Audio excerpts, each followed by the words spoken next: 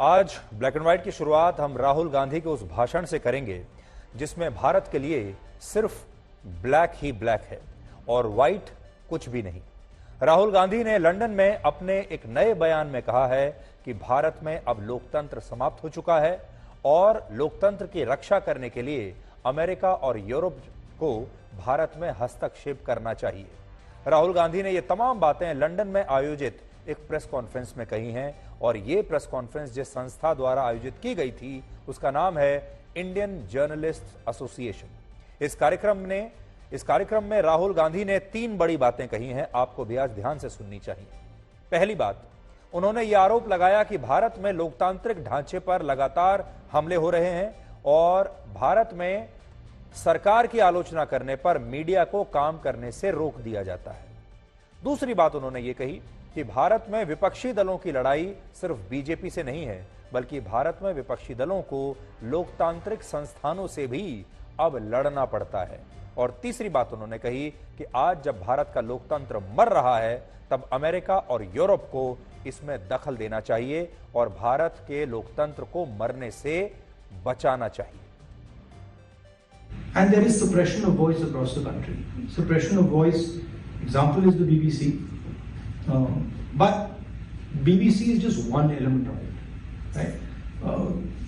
You found out, the BBC has found out about it now, but it's been going on in India for the last 9 years, right? Non-stop. Everybody knows that. Journalists are intimidated, they're attacked, they're threatened. It is quite strange that an Indian political leader can give a talk in Cambridge University, Harvard University, but he can't give a talk in India, in a university in India. And the reason is that our government simply does not allow any idea of the opposition, any concept of the opposition to be discussed. How would you react if democracy suddenly disappeared in Europe? Right? You'd be shocked and you'd be like, oh my God, that's a massive blow to democracy. Well, how would you react if something, a structure 3.5 times Europe suddenly went non-democratic? Right? That's happened already. That's not something that is going to happen in the future. That's already happened. Rahul Gandhi कह रहे हैं कि भारत में लोकतंत्र मर चुका है और अब विदेशी ताकतों को इसे बचाने के लिए भारत में हस्तक्षेप करना चाहिए। अमेरिका और यूरोप अपने आप को लोकतंत्र का चैंपियन बताते हैं, लोकतंत्र का रक्षक बताते हैं, इसलिए अब इन देशों को भारत में हस्तक्षेप करना चाहिए। जहां तक मुझे याद है, भारत में लोकतंत्र एक ही बार मरा है, लोकतंत्र की हत्या एक ही बार हुई है आजाद भारत के पूरे इतिहास में, और वो है 1975 में, जब राहुल गांधी की दादी इंदिरा गांधी ने भारत में आपातकाल लगाया था, जिसे अंग्रेजी में इमरजेंसी कहते हैं, और तब लोकतंत्र की हत्या हो गई थी क्योंकि उस समय देश के तमाम नागरिकों के सारे अधिकार ले लिए गए थे, प्रेस की सारी आजादी छीन ली गई थी। तो एक ही बार है जब भारत में लोकतंत्र की हत्या हुई है या लोकतंत्र मरा है, और वो है इंदिरा गांधी के जमाने में जब भारत में इमरजेंसी लागू हुई थी। अब पता नहीं राहुल गांधी को यह बात याद है या नहीं, लेकिन वो ये कहते हैं कि असली आपातकाल तो इस समय चल रहा है। हमारे देश में आज भी कुछ लोग ऐसे जरूर होंगे जो राहुल गांधी को प्रधानमंत्री की कुर्सी पर देखना चाहते हैं, और ऐसे लोगों का मानना है क्योंकि राहुल गांधी के पिता प्रधानमंत्री थे, उनकी दादी भी प्रधानमंत्री थी, उनकी दादी के पिता भी प्रधानमंत्री थे, इस नाते राहुल गांधी को भी भारत का प्रधानमंत्री होना चाहिए।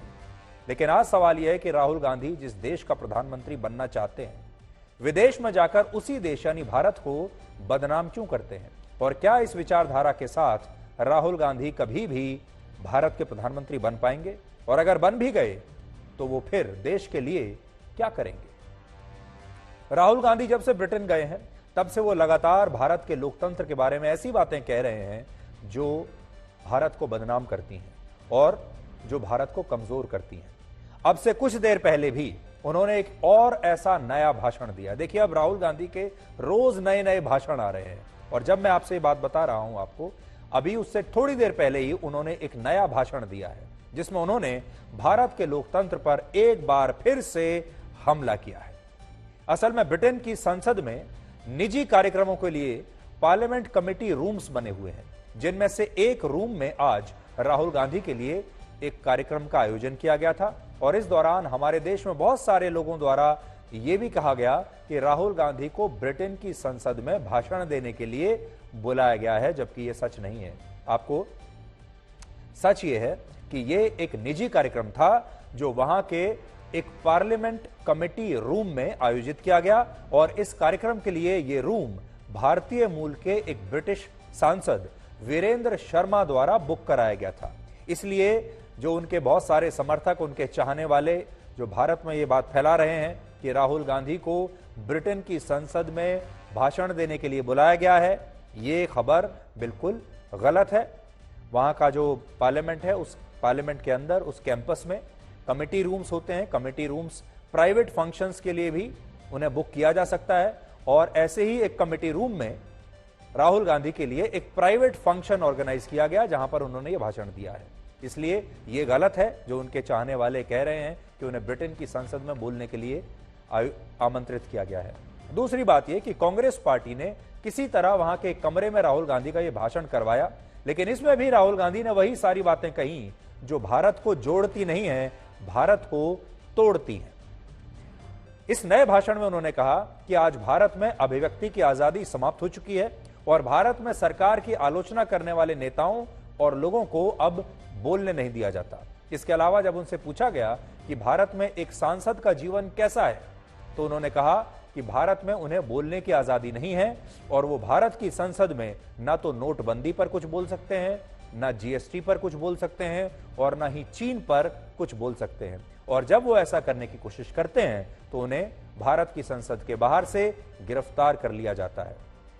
जबकि आप सब जानते हैं ये बात बिल्कुल भी सही नहीं है और राहुल गांधी ने अपनी इस बात को रखने के लिए ब्रिटेन में इतना बड़ा झूठ बोला और उस पूरे मामले को इतना बढ़ चढ़कर पेश किया।